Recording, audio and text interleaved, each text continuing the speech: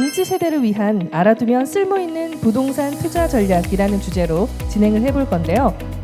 남혁우 부동산 연구원님을 큰 박수로 맞아주시기 바랍니다. 안녕하세요. 오늘 여러분하고 강의를 위해서 만난 은행 부동산 연구원입니다. 제가 이 시간 동안 준비한 내용은 사실 저희 고객님들, 저희 오신 분들 통해서 어떻게 하면 좀 잘 부동산을 공부할 수 있을까? 어떻게 하면 잘 매수할 수 있을까? 어떻게 하면 잘 갈아타기 할 수 있을까? 이런 것들을 위해서 강의를 이야기해 볼 거고요. 그러면 강의를 좀 시작해 볼게요. 자, 일단 부동산 재테크의 킥은 뭘까요? 이 킥이 사실 MZ용어라고 해서 급하게 킥이라고 넣어봤어요. 재테크의 킥 사례를 한번 볼게요. 2012년도에 A라는 사람하고 B라는 사람이 있었어요. 파란색 선하고 분홍색 선은 가격의 증감을 나타낸 그래프를 도식화해 본 거고요. 분홍색을 선택한 사람의 가격 상승과 파란색을 선택한 사람의 가격 상승 중에 어떤 분이 더 투자를 잘하신 것 같아요? 파란색이죠, 그죠? 파란색을 선택하시는 분은 가격 수익뿐만 아니고 투자 수익률도 훨씬 크셨을 거예요. 그럼 다음 거 한번 볼게요. 옛날에 2012년도에 어떤 분은 전세나 월세로 거주하시는 걸 선택하셨을 것 같고요. 어떤 분은 매매로 해서 내 집 마련을 하셨을 거예요. 두 분의 결과가 똑같나요? 다른가요? 다르죠? 그죠? 다르다는 걸 뭘 알 수 있죠, 여기서? 알 수 있는 포인트가 뭘까요? 부동산 재테크의 킥은 결국에는 선택을 잘해야 되는 거예요. 선택을 잘하고 거기에 맞는 다른 결과를 가져가는 거기 때문에 선택을 어떻게 하면 잘할 수 있고 판단을 잘할 수 있는지 핵심 역량과 필수 지식을 평소에 공부하고 있어야 된다는 거예요. 지금 우리가 절대적 가격이 아무리 비싸서 좌절감을 느끼고 포모 현상도 나오고 다양한 현상들이 나오지만 저희가 가장 주의해야 되는 거는 좌절하기보다도 선택과 집중을 해서 합리적인 선택을 할 수 있도록 계속 공부하고 준비하고 있어야 된다는 것을 꼭 기억해 주셨으면 좋겠어요. 일단은 부동산 시장 환경을 한번 볼 수 있어야 돼요. 부동산 시장 환경에 가장 중요한 건 쉽게 말씀드리면 숲이에요. 나무보다 숲이 중요하다. 왜 숲이 중요할까요? 안에 있는 나무보다 숲이 중요한 건 간단해요. 숲이 우거지고 푸르르게 우거지지 않으면 나무가 아무리 이쁘게 잘 심어놔도 잘 자랄까요? 잘 못 자라요. 그렇기 때문에 숲을 먼저 볼 줄 알아야 되고요. 숲이라고 하면 지금 부동산 투자를 할 때인가 안 할 때인가도 있겠지만 지금 부동산 투자를 하고자 하는 사람들의 돈이 어디 지역으로 어디 상품으로 이동할까라고 하는 것들을 고민하는 작업이고요. 이런 것들을 위해서 저희는 숲을 찾고 고민해 봐야 돼요. 그러면 지금 시장을 잠깐만 볼게요. 왜 그렇게 미치도록 시장이 상승했던 걸까? 결국에는 금리 인하 사이클이에요. 그래프를 보시면요. 빨간색 그래프가 금리를 인하한 세계 중앙은행들의 비중이에요. 늘어나나요? 줄어드나요? 늘어나고 있죠. 금리를 인하하는 은행들이 많아지고 있어요. 또 하나 볼까요? 골드만삭스에서 발표하는 금융환경 지수라는 거예요. 저 파란색 선이 아래를 향할수록 대출 환경이 우호적이고 시장에 돈이 많이 풀린다는 뜻이에요. 지금 파란색 선이 아래로 가고 있나요? 위로 가고 있나요? 아래로 가고 있죠. 돈이 풀리고 금리가 낮아지고 있어요. 또 하나 볼게요. 금리가 떨어졌을 때 1998년부터 지금 최근까지의 사례를 복귀해 보면 금리가 떨어지는 국면에서 부동산이 하락을 만났던 거 딱 한 번이에요. 금융 위기가 왔을 때, 리먼 때죠. 나머지 때들은 보합 또는 상승의 모습을 보였어요. 이런 식으로 저희가 시장을 봤을 때 유동성이라는 거는 정말 중요하게 봐야 하는 킥이다라는 겁니다. 서울시장을 한번 예로 말씀드려보면요. 서울 부동산 시장이 수요 공급이라는 관점에서 접근을 하면 저희가 정답을 찾을 수 있을까요? 죄송합니다. 서울 부동산 시장은 수급을 통해서 정답을 절대 찾을 수가 없어요. 왜냐하면 기대감으로 움직이는 시장이고요. 이미 금리가 떨어질 것 같다라는 생각에 선반영이 돼서 먼저 움직이는 굉장히 투자성이 강한 자산이 서울 부동산 시장입니다. 따라서 서울 부동산 시장은 공급이 많다 적다가 중요한 것보다도 돈이 풀리냐 그리고 사람들의 기대 심리가 올라갔냐가 더 민감한 영향을 끼치는 시장이에요. 반면 지방은 수급이 더 중요하겠죠. 저희 시장은 사이클링하면 계속 순환이 되면서 저희한테 기회를 계속 줍니다. 왼쪽 볼 보시면 이제 집을 이렇게까지 계속 사야 돼 하면서 영끌을 해서 사는 시기가 있고요.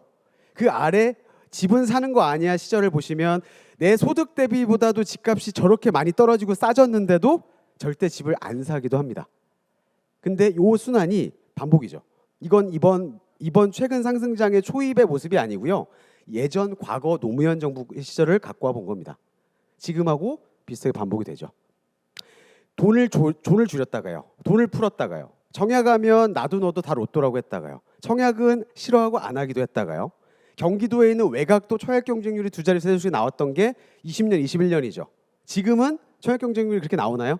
안 나오죠. 지금은 옥석 가리기다, 양극화다, 똘똘 앉히다가 트렌드가 됩니다. 돈은 말랐다가 늘었다가를 계속 반복합니다. 그런 뜻은 저희한테 그만큼 기회도 있다라는 거예요. 규제도 한번 볼까요? 지금 규제를 강화하는 스탠스죠. 앞으로 강화될 것으로 보이고요. 다만 계속 규제를 강화할 수 있느냐? 그렇지도 않아요. 2011년 완화 정책사를 한번 볼까요? 2011년에 전세 공급이 부족하고 전세 가격이 상승하는 모습이 나오니까 규제를 푸나요? 강화시키나요? 다 풀어요. 규제도 강화했다가 풀었다가 반복되고요. 시장의 돈이 말랐다가 풀렸다가를 반복하고요. 그리고 시장의 가격은 계속 자기 자리로 키 맞추기를 했다가 안 했다가를 반복하고요. 그죠? 가격도 순환되고 저평가 구간이 있다라는 거죠. 순환이란 뜻은 규제도 완화되는 타이밍이 반드시 오고 그 다음에 내 소득 대비 너무나 비쌌던 집값이 다시 낮아지는 상황에도 오고 이런 사이클적인 순환이 계속 반복되는 게 부동산 시장인 거예요. 그럼 제가 궁금한 게 저희가 여기서 공급은 뭐 인허가 분양 착공 알겠어요. 할인율 금리 뭐 알겠어요. 다른 것도 나름 구할 수 있겠는데 수요를 숫자로 산출하실 수 있으세요? 수요 산출은 아무도 못해요. 수요는 가격이 만드는 거고요. 가격이 상승하면 매물을 거두죠. 매물을 거두면서 가격이 더 올라오면 더 갖고 싶어요. 그래서 수요가 또 늘어나요. 이 악순환이 반복되기 때문에 악순환이라고 좀 표현은 그렇지만 순환이 반복되기 때문에 저희가 수요를 정량적으로 측정할 수는 없어요. 그래도 수요를 나름 도식화를 해보자는 거예요. 도식화를 해보면 효용가치 더하기 호재 곱하기 가격과 유동성인 거죠. 가격과 유동성이 곱하기라는 거는 영향을 더 많이 미친다라는 거죠. 그렇죠? 더 영향을 많이 받는다라는 거예요. 단적으로 5%의 대출을 쓸 수 있었는데 2.5%로 대출을 쓸 수 있으면 돈 빌리는 양이 2배가 되죠. 늘어납니다. 수요가 더 기하급수적으로. 근데 이 중에서 여러분이 예측하고 판단하실 수 있는 거 있으세요? GTX를 착공하겠대요. 언제 착공돼서 언제 준공될지 확신을 가지실 수 있으세요? 확신 못 가져요. 저희가 확신을 가질 수 있고 저희가 완전히 트래킹할 수 있는 요인은 효용가치라는 거예요. 효용가치에 집중을 하는 선택을 하고 효용가치를 볼 수 있는 인사이트를 키워야 된다는 게 키입니다. 그 효용가치는 아래 말씀드렸던 것처럼 저평가된 가격일 수도 있고요. 선호하는 인프라일 수도 있고요. 정비사업의 우수한 사업성 같은 것들이 될 수도 있습니다. 하나 또 볼게요. 호재라는 게 너무 많은 호재잖아요. 사실 부동산에서 가장 크리티컬하고 좋은 호재는 교통이 맞아요. 근데 지하철뿐만이 아니고요. 길도 호재가 돼요. 근데 한 가지 고민하셔야 되는 게 서울과 수도권을 나눠서 발라서 보셔야 돼요. 수도권 같은 경우에는 업무지구 자체의 접근성이 물리적 위치로 가까이 있는 곳들이 많이 없어요. 그래서 지하철이 더 파워풀한 퍼포먼스를 가지고 오죠. 반면 서울같이 물리적인 위치 또는 다른 지하철을 통해서도 꽤 빨리 도달할 수 있는 곳들은 지하철이 새로 생기는 게 엄청난 호재로 퍼포먼스를 줄까요? 덜 줄까요? 덜 주는 거예요. 그래서 교통 호재를 컨셉으로 한 투자는 경기도가 투자 수익률이 더 커요. 그리고 교통의 호재를 통해서 만약에 발생하는 그런 것들이 있을 때 저희가 아파트가 밀집되어 있는 곳들 위주로 보셨으면 좋겠어요. 그냥 아파트 하나 두 개 있는 거 말고요. 빌라 밀집되어 있는 데에 지하철 생기는 거 말고요. 아파트들이 뭐 5,000세대, 8,000세대 이상 연결돼서 아파트 촌으로 돼 있는 곳들, 그런 곳들에 생기는 교통 호재가 더 파워풀하다. 그럼 이제 가격을 저희가 한번 고민을 해볼게요. 이 그래프가 뭐냐면요. 가격의 상승률을 그래프화한 거예요. 위로 높게 있을수록 더 많이 올랐던 거고요. 아래 있을수록 덜 올랐던 거죠. 그러면 성북구, 동대문구 두 개를 가지고 한번 생각을 해볼게요. 저희가 만약에 검은색 선 동대문구가 엄청 많이 가격 상승을 했는데 따라서 동대문구를 산 걸 잘했을까요? 아니면 성북구가 생각보다 안 올랐네라고 생각하면서 성북구를 사는 게 잘했을까요? 성북구를 사는 게 잘하는 거예요. 왜냐하면요, 뒤늦게 그 가격 키 맞추기가 일어나니까요. 저렇게. 그리고 동대문구와 성북구는 같은 권역이죠. 동북권. 시세를 공유합니다. 절대적인 거 한번 볼까요? 땅 10평짜리 아파트가 좋나요? 땅 20평짜리 아파트가 좋나요? 20평이 좋죠. 왜 20평이 좋아요? 20평을 가지고 더 많은 아파트를 개발해서 평형으로 분양할 수 있잖아요. 그게 사업성이라고 부르죠. 근데 시장에는 입지라는 선반영이 돼 있기 때문에 계속 역세권들이 가격이 많이 올라가는 경우들이 많아요. 그러면 비역세권임에도 땅이 크고 사업성이 좋은 애들은 상대적으로 저평가 구간이 될 수 있는 거예요. 나중에 비역세권의 사업성이 좋은 아파트가 재건축 이슈를 만나도 그 가격이 될까요? 그 가격이 가치에 반영되는 순간이 또 온다라는 거예요. 근데 막상 역세권과 비역세권의 분양 가격 차이는 크게 날까요? 크게 나지 않아요. 비슷한 가격에 비싸게 분양을 합니다. 그러니까 우리 입장에서는 비싸게 팔 수 있는 입지가 될 수 있는 건데, 지금 입지 역세권이라는 키워드에 가격 상승이 더뎠던 비역세권의 사업성이 더 좋은 재건축 아파트가 더 나은 투자처가 될 수 있다 없다? 있다라는 거예요. 필수 역량 한번 말씀드려 볼게요. 저희가 제일 편하고 제일 좋아하는 게 뭐죠? 입지 분석이죠. 입지 분석. 그 입지를 어떻게 분석할 건데? 이건 제가 분석하는 방법을 말씀드려 보는 거예요. 그냥 엄청 크게 봤다가 엄청 자세히 보는 거를 하는데요. 크게 볼 때 한 동네에 먼저 친숙하고 익숙해져야 되죠. 그죠? 저는 그렇게 판단하는 게 길이나 지하철역이나 산이나 강 같은 자연환경을 놓고 나눠요. 축을. 그래서 A, B, C, D처럼 시세를 4분위로 지역을 나눕니다. 어떤 동이 있다고 해보면요. 그러면 보통 A, B, C, D에 따라서 가격의 분위가 형성이 되고요. 가격의 차이들이 나타나기 시작해요. 그렇게 해서 그 동네를 판단을 하고 나면 여기 동네에 대해서 정의해 보는 거예요. 여기가 개방적인 입지일까? 폐쇄적인 입지일까? 왕십리라는 데를 떠올려 볼게요. 교통 팔다리죠. 개방적이에요, 뭔가? 아니면 폐쇄적이고 뭔가 숨어 있는 느낌이에요? 개방적이죠. 개방적 입지라는 걸 판단하고 나면 그 동네에 어떤 사람들이 거기에 왜 오는 거고, 어떤 연령대의 사람들이 어디로 가고 어디서 오는가도 같이 체크하는 거죠. 왜냐? 거기와 같이 시세가 순환될 거니까요. 여기서 파시는 분들은 거기로 갈 거고요. 여기에 오고 싶으신 분들은 다른 동네에서 오실 거잖아요. 그죠? 같이 순환되는 동네까지 한번 파악해 보시는 거예요. 그 다음에 마이크로하게 자세히 좀 들여다보기 시작하는 겁니다. 특징으로요. 이 동네는 직주 근접지일까? 아니면 학군지인가? 직주 근접 학군지도 아닌 배드타운인가? 아니면 재건축 재개발 정비 사업으로 이루어져 있는 투자자들의 성지일까? 이렇게 네 가지 컨셉을 한번 짜보자는 거죠. 그리고 저희가 좋아하는 단지를 보자는 거예요. 근데 포인트는요, 저희가 단지를 볼 때 저희가 앞에서 폐쇄적 입지나 개방적 입지나 여러 가지 기타 같은 특징들을 많이 고민했잖아요. 거기에 잘 부합하는 단지인지를 한번 고민해 보세요. 거기에 잘 부합하는 단지여야 그 동네를 선택한 사람들이 가장 선호할 거거든요. 근데 여기에 플러스 알파로 하나 더 팁을 드리면, 그 아파트들 중에도 희소성이 있는 아파트가 있으면 그게 최고예요. 예를 한번 들어볼게요. 공덕동에 있는데 공덕역은 개방적 입지일까요? 폐쇄적 입지일까요? 뭔가 개방적이지 않아요? 지하철들이 많이 다니고요. 오피스도 있고요. 그런 곳들에서 가장 선호하는 사람들이 1번으로 봤던 킥의 요인은 교통의 편의성이고 학군보다는 그런 쪽이었을 거잖아요. 근데 그 아파트들이 그렇게 많은데도 거기에서 그런 개방적이고 나름 역세권을 띠고 있으면서도 안쪽에 있어서 나름 폐쇄적인 성격을 띠고 아늑감을 주는 아파트 단지가 있으면 그 아파트가 무조건 제일 좋은 아파트라는 거예요. 저 같아도 그럴 것 같아요. 딱 내려서 했는데 오피스도 많고 사람들도 많이 다니고 유동적이야. 술도 많이 먹어요. 근데 집에 가는 길에 자꾸 오바이트 하는 거를 보고 싶을까요? 안 보고 싶을까요? 내 자녀가 봤으면 좋겠어요? 안 봤으면 좋겠어요? 그래서 조금은 안으로 들어가는 거죠. 그래서 어떤 지역을 볼 때 탑다운으로 위에서부터 아래로 자세히 보자는 거죠. 저희 서울시에서 아주 친절하게 권역을 다 알려줬죠. 동부권, 서부권, 서남권, 도심권, 동남권 이런 식으로요. 그죠? 그 순환 체계를 알고 그대로 적용을 한번 해보자는 거죠. 그러면 그 시세를 권역끼리 공유하거든요. 그걸 먼저 파악을 해보자라는 거죠. 그중에 무조건 제일 높은 시세가 있죠. 동부권 하면은 성동구가 가장 대장이죠. 예를 들면 이런 식으로 판단을 해보고 그 안에 가장 비싼 자치구가 뭔지를 우리가 볼 때 왜 가장 비쌀까를 계속 고민해서 이유를 알아야 돼요. 그 이유를 알아야 내가 거기를 지금 살 수는 없어도 다른 곳에 살 때 조금 그럴듯하고 비슷한 곳을 선택할 수 있기 때문이에요.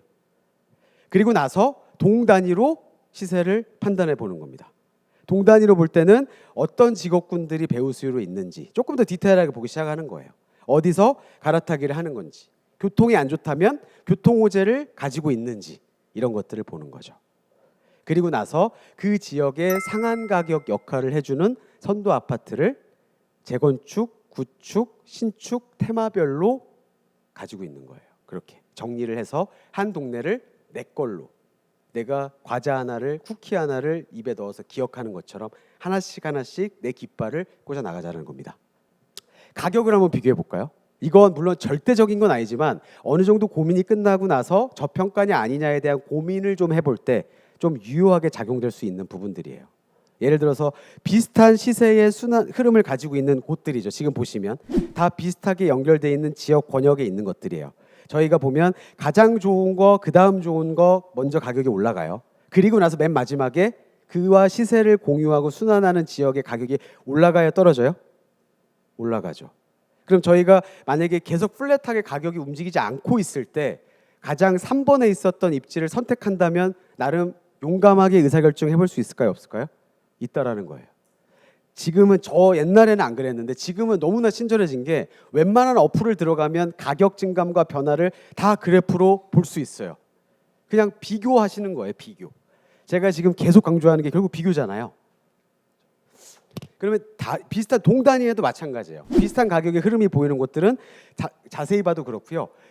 시세 순환을 상반되는 지역을 보셔도 저희가 좀 선택 합리적인 의사결정을 해볼 수 있어요. 대구하고 분당이 연결고리가 있나요? 없죠. 근데 옛날에는 분당이 더 비쌌었구나. 근데 지금은 대구가 더 비싸다고? 이런 식으로 역추적해서 판단해 볼 수 있잖아요. 그죠? 이런 식으로 시세의 흐름을 비슷하게 공유하는 지역 또는 시세의 흐름을 다르게 공유하는 지역들을 가격 증감 비교를 통해서 내가 액션해 볼 수 있다는 거예요. 왜냐하면 저희가 내 집 마련을 하건 투자를 하건 갈아타기를 하건 가장 저희를 힘들게 하는 거는 저희의 판단에 대한 확신이 없어서예요. 그런 확신을 만들어줄 수 있는 유용한 툴로 쓸 수도 있다는 겁니다. 그래서 이런 것들을 한번 고민해 보시는 것도 나쁘지 않다라는 말씀 드리는 겁니다. 저희가 갖고 있는 기준에서 가장 똘똘한 걸 한다라는 기준점으로 저희 사고를 바꿔야 돼요. 근데 저희가 저희 자본금을 다 투입을 하고요. 대출을 받아서 내가 직접 전입신고하고 들어가서 살면 내가 선택할 수 있는 아파트가 너무 제한적이에요. 그래서 저희는 투자랑 거주를 무조건 분리해야 돼요. 그게 그냥 기본이에요. 너무 슬퍼요. 맞아요. 내가 들어가서 내 집에 살 수 없는 현실이 될 만큼 가격이 많이 올라가 버렸어요. 그럼에도 불구하고 저희가 해야 되는 선택은 어쨌든 다음을 도모하고 다음을 기다리면 되는 거기 때문에 일단 투자와 거주를 분리해서요. 나보다 조금 더 좋은, 내가 들어가서 직접 살지 않을 때 더 좋은 위의 동네, 위의 아파트, 위의 상품을 보는 거예요. 이번 상승장에 가장 많이 올랐던 아파트들인데 공통점을 뽑아보면요.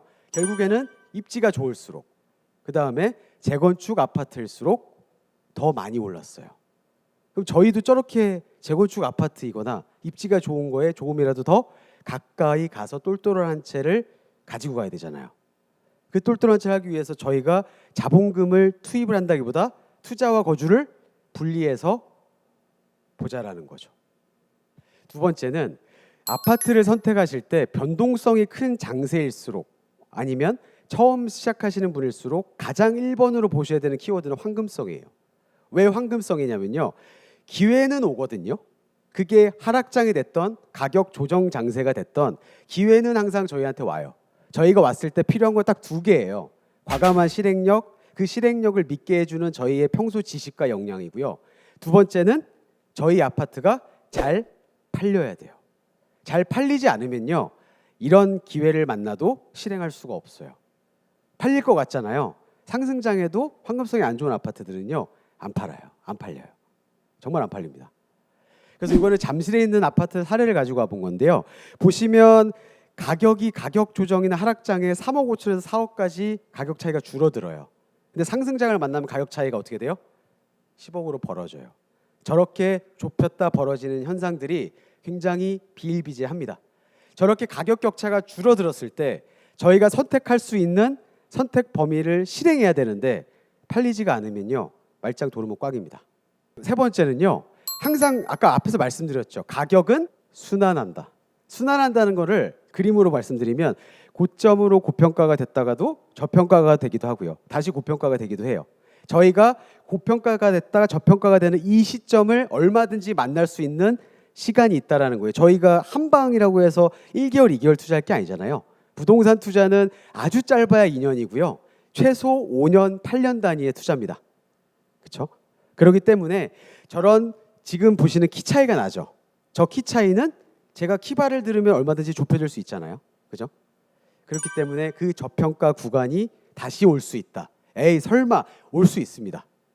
앞에서 3억 5천에서 4억으로 줄어들었던 가격 차이는 불과 23년 9월이에요. 그렇죠?